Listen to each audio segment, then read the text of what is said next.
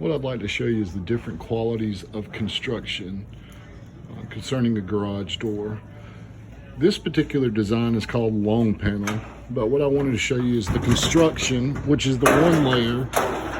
We call this a pan door. You see how the panels are individually constructed and put together, making one big square door? We call this a pan door because it looks like a baking pan. And this would be short panel, okay?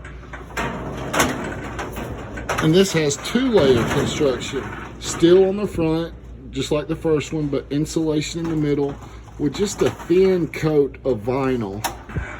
And then you have three-layer, which is still on the front and has a wood grain paint finish. And then insulation in the middle, and then another layer of steel on the back, which is the highest quality, what we recommend for homeowners.